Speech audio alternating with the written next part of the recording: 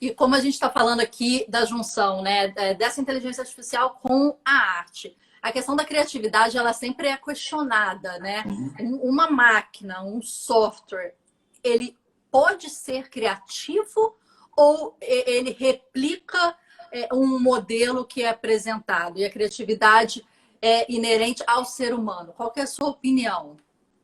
Então, basicamente, quando a gente pensa assim na capacidade de uma máquina criar algo, ela ser criativa, basicamente pensando assim, ó, existem técnicas que são diferentes, mas é bem pequena. Então, vamos pensar mais nesse espectro mesmo. A gente pensa a máquina para ser uma inteligência artificial, para ela ser realmente inteligente, ela vai utilizar dados de entrada. Esses dados de entrada são, por exemplo, dados existentes. Por exemplo, eu quero fazer uma construção de um quadro com base nas obras de Picasso, por exemplo. A partir disso, os dados de entrada dessa inteligência artificial teriam que ser todos esses quadros que foram feitos por ele ali, porque a partir disso, a galera costuma me perguntar sobre isso e costuma ter um pouco de dúvida. Mas, por exemplo, quando a gente fala de foto e vídeo, é dado. E por trás desse vídeo que a gente está fazendo aqui, tem uma cadeia de bytes lá de 0 a 1. Tá? E essa cadeia, lá o computador entende que ali, por exemplo, às vezes tem um contraste, às vezes ali foi utilizada uma outra pigmentação. Então ele vai pegar essas características da obra ali que você vai imputar nela, aprender com base nisso tentar predizer alguma coisa. É a mesma coisa que basicamente acontece nas músicas. Ela vai tentar... Hoje em dia, quando a gente pensa em estúdios, né, que lançam músicas aí de sucesso, muitas delas já são utilizadas utilizando análise de dados muito pesada. Entender o que vai fazer sucesso, entender quais são os ritmos ali que mais vão tocar e que vão ser mais chicletes, a gente diz assim, né? Que são as músicas que vão começar a tocar e vão explodir. Então, a gente precisa desses dados de treinamento para, a partir disso, a máquina aprender e ser criativa. Então, a criatividade dela depende também dessa capacidade da nossa criação dos algoritmos, porque os algoritmos passam pela nossa mão. Né? Entendi, porque você vai imputar regras, né?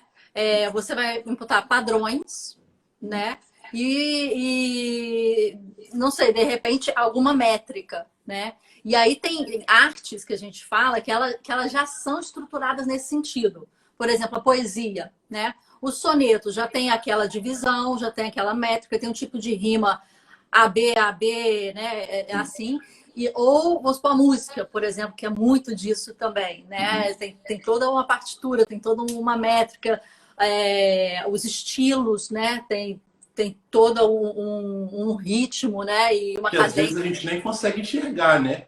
Às vezes a máquina ela tem capacidade, como ela não dorme, ela não come, ela está ali processando a informação, ela às vezes consegue enxergar padrões. Se eu botar assim, os melhores analistas de dados, dar para eles na mão deles aqui, analisa esses dados aqui, na mão mesmo, analisa aí. Até eles encontrarem um padrão, estou falando assim, pessoas profissionais da área. Eles vão conseguir encontrar padrões, mas vai demorar. A máquina não. Ela barra aquilo ali e encontra padrões, às vezes, que não é nem visto pela gente. Isso acontece, inclusive, nas obras. Por isso que, às vezes, a gente costuma ver inteligências artificiais produzindo artes que destoam um pouco do autor original que foi o dado de entrada. Isso costuma assustar um pouco quando a gente pensa.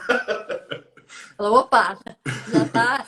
Eu vi uma matéria que falou que hoje a gente está preocupado, né, com o que assim o que a gente vai criar com a inteligência artificial e que daqui a pouco a gente vai estar preocupado o que a inteligência vai criar a partir da gente, né? Então vai ser o contrário. O que eu posso criar com a inteligência artificial no futuro? A gente vai estar pensando o que a inteligência vai criar a partir da gente, né?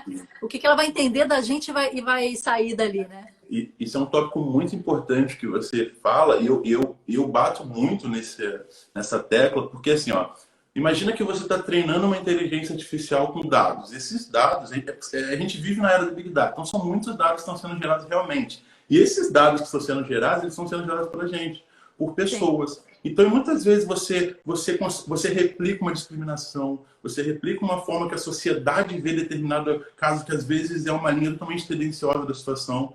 Então, isso tem que ser tomado muito cuidado quando a gente fala de inteligência artificial, independente do setor. A galera às vezes fala assim, não, construir uma inteligência artificial, então tá ótimo. Não, tem que se ter um entendimento do que ela faz, como ela faz.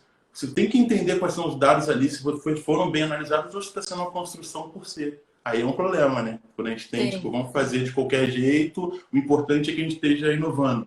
E não é bem assim.